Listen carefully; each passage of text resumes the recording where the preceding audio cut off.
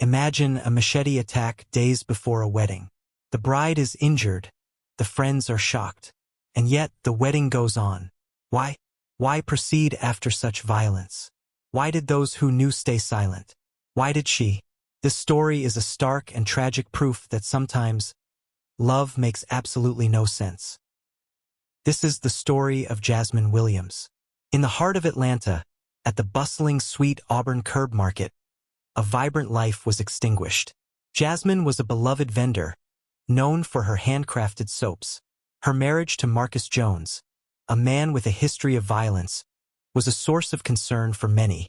8 months pregnant, Jasmine Williams was murdered by her husband. 2 lives were taken, leaving a community devastated and searching for answers. This is not just a story of crime. It's a story that demands we confront the realities of domestic violence and the systems that fail to protect the vulnerable. This is a story of red flags ignored and a horrific crime that leaves us asking, how could this have happened? Jasmine Williams wasn't just a vendor at the Sweet Auburn Curb Market. She was an integral part of its soul. Every Saturday, her stall, Jasmine's Suds and Scents, known for its creativity and warmth. The air around her was always filled with the soothing aroma of lavender, peppermint, or the exotic blend of shea butter and sandalwood. Her handmade soaps weren't just products. They were miniature works of art, each carefully crafted with natural ingredients and infused with her personal touch. She knew her customers by name, remembered their preferences, and always had a kind word or a listening ear. Her stall wasn't just a transaction point. It was a gathering place. Local artists displayed their work alongside her soaps, musicians strummed gentle melodies nearby, and children were always drawn to the vibrant colors and playful scents. Jasmine's presence extended beyond her stall. She volunteered at community events, organized workshops for aspiring soap makers, and was a constant source of encouragement for other vendors. She was a blend of entrepreneurship, creativity, and community. She had big dreams. She wanted to expand her business, maybe even open a small boutique, and she always spoke of wanting a family. The market wasn't just her job, it was her life. Jasmine's relationship with Marcus Jones was a stark contrast to the harmonious atmosphere she cultivated at the market. Initially, he was charming, attentive, and seemingly supportive of her aspirations. He'd often visit her stall, bringing her coffee and boasting about her talents to anyone who would listen. But beneath the surface, there was a simmering tension. Marcus was known around Atlanta for his quick temper. Whispers circulated about his involvement in altercations, and there were unconfirmed rumors that he earned the nickname Plovo during his time with a gang or cult, a detail that cast a dark shadow over his past. Some said he'd spent time in juvenile detention, others that he'd been involved in a serious assault. No one knew for sure, but the air around him crackled with a barely contained aggression. The initial stages of their relationship were a whirlwind, and Jasmine seemed swept off her feet. He was exciting, different from anyone she'd dated before. He showered her with attention and gifts, making her feel special. But as time went on, the cracks began to show. Arguments became more frequent, often fueled by Marcus's jealousy and possessiveness. He'd question her about male customers, accuse her of flirting, and fly into rages over imagined slights. Then came the incident 3 days before the wedding. An argument over finances, a trivial matter about a late bill, escalated into a terrifying confrontation. In the heat of the moment, Marcus attacked Jasmine with a machete, leaving her with a deep gash on her arm and a terror in her eyes that her friends had never seen before. The shockwaves reverberated through Jasmine's closest circle of friends, but were carefully concealed from the other friends, family, and wider community. Jasmine's closest friend, Maya, a fellow vendor who had witnessed the growth of their relationship, was devastated, tears streaming down her face. "Jasmine, this is a sign," she pleaded, holding her friend's hand. "He almost killed you. You can't marry him." But Jasmine, her eyes filled with a mix of fear and a strange, unsettling determination, insisted on proceeding. She told Maya that the cut was not deep and Marcus had begged for forgiveness, promising it would never happen again. He'd sworn on his mother's grave, his eyes filled with tears, that he'd lost control and would never hurt her again. She made Maya promise to not speak of the incident, to give him a chance, to let the wedding go on as planned. Maya, heartbroken and terrified for her friend, made the difficult decision to withdraw from her role as a bridesmaid, stating firmly, "I cannot be a part of this. I love you, Jasmine, but I cannot condone this." Other close friends remained, torn between their loyalty to Jasmine and their deep concern for her safety. The incident left a heavy, unspoken burden on their shoulders. They worried, they whispered, they hoped against hope that Jasmine knew what she was doing. What should they have done? Would you have acted different? The wedding day arrived, and true to Jasmine's wishes, it was a joyous celebration. Guests danced, laughed, and toasted the happy couple, seemingly oblivious to the terror that had preceded this day.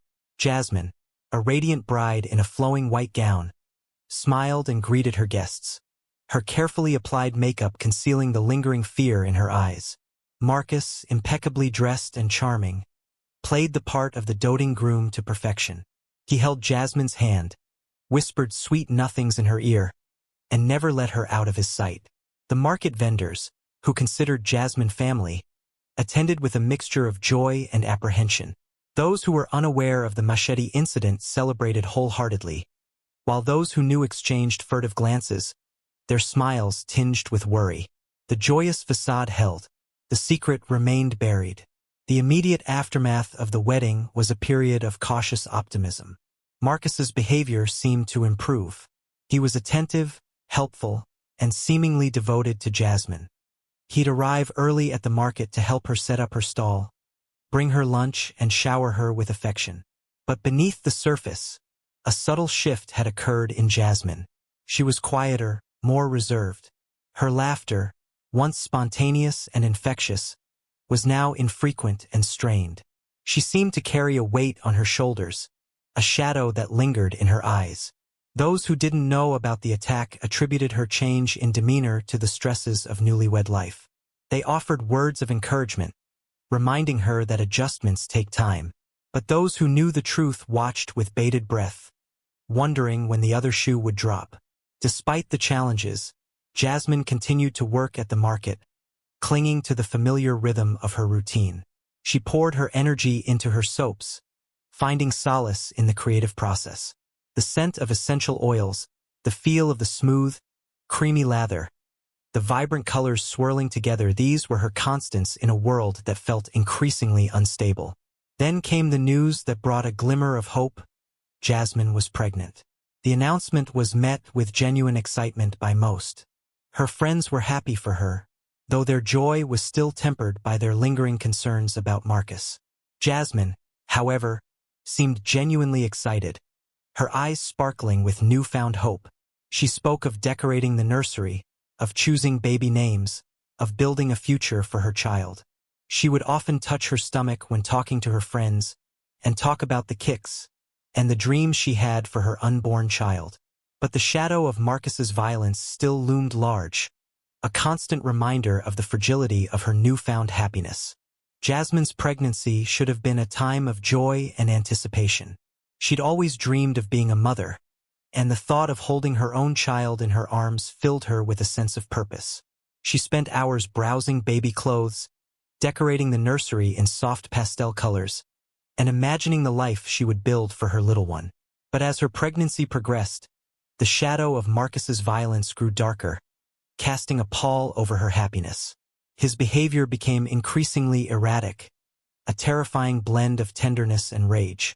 One moment he would be doting and attentive, rubbing her swollen feet, bringing her cravings at midnight, whispering sweet nothings about their future together. The next, he would be consumed by suspicion and jealousy, accusing her of infidelity, monitoring her every move, and flying into violent fits of anger over the smallest perceived slight. At the market, life continued as usual. The vendors, busy with their own stalls and customers, remained largely oblivious to the turmoil brewing in Jasmine's life. She was a master at concealing her pain, her smile as bright as ever, her interactions with customers warm and friendly. Only her closest friends, those who knew the truth about Marcus, saw the subtle signs, the flicker of fear in her eyes, the way she flinched at sudden movements, the forced cheerfulness that couldn't quite mask the sadness beneath. Maya, in particular, was a constant source of support. She'd often pull Jasmine aside for a quiet chat, asking, "How are you really doing, Jasmine? How's Marcus treating you?" Jasmine would offer reassurances, downplaying the severity of the situation. "He's trying," she'd say, her voice barely a whisper. "He's going to therapy. It's going to be okay." But her words lacked conviction, and Maya couldn't shake the feeling that something was terribly wrong. The days leading up to the murder were a blur of escalating tension and fear. One evening, Marcus accused Jasmine of having an affair with a customer at the market, a friendly older gentleman who often complimented her soaps. The accusation was baseless, but it triggered a violent outburst. He smashed her favorite vase, a gift from Maya, and screamed at her for hours, calling her vile names, threatening to take the baby away from her. Jasmine cowered in the corner, tears streaming down her face, her hands protectively cradling her swollen belly. She was trapped, caught in a web of fear and manipulation. She knew she needed help, but the thought of leaving terrified her. What if he followed her? What if he hurt her baby? What if he hurt her friends? Marcus had instilled a deep sense of fear in her, convincing her that she was worthless, that no one would believe her, that she was better off staying with him. The fear paralyzed her, kept her silent, sealed her fate. On the evening of February 26, 2025, a cold and blustery Tuesday, tragedy struck. An argument erupted, fueled by Marcus's paranoia and Jasmine's growing desperation. The details remained shrouded in the silence of that fateful night, but the outcome was irreversible. Jasmine was attacked in her home, a hammer the weapon of choice. The attack was brutal, merciless, leaving no chance of survival. 2 lives were taken that night, Jasmine's, and the life of her unborn child, a life that had been so full of promise, now tragically extinguished. The news of Jasmine's death spread like wildfire through the Sweet Auburn Curb Market and the surrounding community.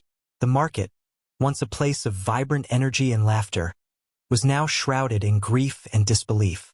Vendors wept openly, customers hugged each other in shared sorrow, and the air was thick with the heavy silence of loss. The Sunrise Market was in mourning. The community was left reeling from the shock of her death. Law enforcement descended upon the scene, their grim faces a reflection of the horrific crime they were investigating. Marcus was apprehended quickly, his clothes stained with blood, his eyes filled with a chilling emptiness. The community, once oblivious to the danger lurking beneath the surface, now grappled with guilt and regret. Why hadn't they seen the signs? Why hadn't they asked more questions? Why hadn't they done more to protect Jasmine? Jasmine's death left a gaping hole in the heart of the market, a stark reminder of the devastating consequences of domestic violence and the urgent need for change. Part 3. Analysis and reflection: seeking justice and preventing future tragedies. The brutal murder of Jasmine Williams sent shockwaves through the Atlanta community, leaving a trail of grief, anger, and unanswered questions. In the wake of this tragedy, the wheels of justice began to turn, slowly but relentlessly. The Atlanta Police Department launched a thorough investigation, meticulously gathering evidence, interviewing witnesses, and piecing together the events that led to Jasmine's untimely death. Marcus Jones was taken into custody, his blank stare and blood-stained clothes painting a chilling picture of the crime he was accused of committing. The legal process, however, was far from over. As of today, the case remains ongoing, the wheels of justice grinding slowly towards a conclusion that is yet to be determined. The prosecution is building its case, meticulously piecing together the evidence, while the defense explores its options, the courtroom a battleground of legal arguments and emotional pleas. But Jasmine's case was not just about seeking justice for one individual. It was about addressing a much larger societal issue, the pervasive and often hidden epidemic of domestic violence. Her tragic death served as a stark reminder of the urgent need to address this issue in our communities. It forced people to confront the uncomfortable truth that violence can occur behind closed doors, even in seemingly loving relationships. It sparked conversations about the warning signs of abuse, the cycles of violence, and the devastating consequences of inaction. We must learn to recognize the signs of abuse and intervene before it's too late, urged community leaders, their voices echoing the collective grief and determination for change. Workshops were organized, support groups were formed, and resources were made available to victims of domestic violence. The community, once shrouded in silence, began to find its voice. The tragedy of Jasmine's death also ignited a firestorm on social media. Amateur analysts and keyboard warriors dissected every detail of the case, offering their opinions and judgments. Some, tragically, blamed Jasmine, echoing the age-old victim-blaming narrative. She must have pushed him too far, they declared, their words dripping with ignorance and insensitivity. There are always two sides to every story, but thankfully, a louder and more compassionate chorus rose to counter these harmful narratives. Many, acutely aware of the alarming increase in femicide rates, rallied around Jasmine, demanding justice and decrying the culture that allows such violence to persist. Hashtags like #JusticeForJasmine and #EndDomesticViolence trended across platforms, amplifying the voices of those who recognized the systemic nature of the problem. The online discourse, though often heated and contentious, played a crucial role in raising awareness and galvanizing support for change. It forced people to confront their own biases, to examine the ways in which society often fails to protect women from violence. It sparked conversations about the need for better education, stronger legal protections, and a fundamental shift in attitudes towards domestic violence. In the midst of the grief and the calls for justice, it was important to remember Jasmine Williams not just as a victim, but as the vibrant, loving, and talented woman she was. Jasmine was more than just a victim. Her friends and family reminded the community. She was a daughter, a friend, a talented artist, and a mother-to-be. They shared stories of her infectious laughter, her kind heart, her unwavering spirit. They spoke of her passion for her craft, her dedication to her community, and the dreams she had for her future. They celebrated her life, ensuring that her memory lived on, not just as a victim of a horrific crime, but as a beacon of hope and inspiration. Jasmine's story became a call to action, a catalyst for change. It sparked a movement to create a world where domestic violence is no longer tolerated, where victims are supported, and where abusers are held accountable. It inspired individuals to educate themselves about the signs of abuse, to reach out to those in need, and to speak up against injustice. It fostered a sense of collective responsibility, a recognition that everyone has a role to play in preventing future tragedies. Let Jasmine's story be a call to action, urged community leaders, their voices echoing the collective hope for a better future. We must work together to create a world where every individual feels safe, valued, and empowered. Jasmine's legacy lived on, not just in the hearts of those who loved her, but in the positive changes that emerged from the ashes of her tragic death. Her story became a symbol of resilience, a testament to the power of community, and a reminder that even in the darkest of times, hope can prevail. And as the legal case against Marcus Jones continues, the community waits, watches, and hopes that justice will be served, that Jasmine's death will not be in vain, and that her story will continue to inspire change for generations to come. Jasmine's story raises many difficult questions. Why did she go through with the wedding after the machete attack? Why didn't those who knew about the abuse speak up? What can we do as a society to prevent tragedies like this from happening again? We want to hear from you. Share your thoughts, your feelings, and your experiences in the comments below. Let's start a conversation.